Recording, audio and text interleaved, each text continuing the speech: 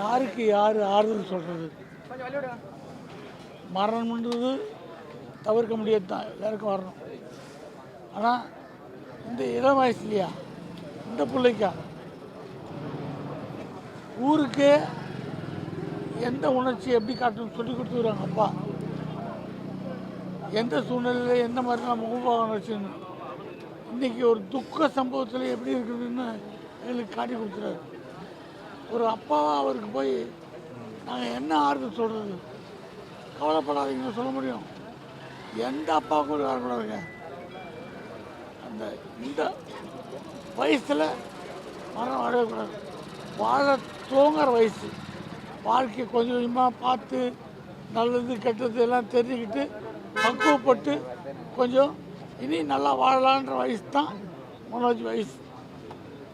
பக்குவப்பட்ட பையன் எனக்கு ரொம்ப பிடிக்கும். இவ்வளோ பெரிய ஆள், எவ்வளோ பெரிய டேரக்டருடைய பையன், நம்மகிட்ட எவ்வளோ எளிமையாக பேசுகிறாரு.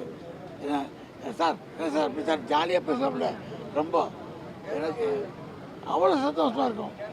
நான் சந்தோஷப்பட்ட மாதிரியே என் பையன் சந்தோஷப்படுறான்.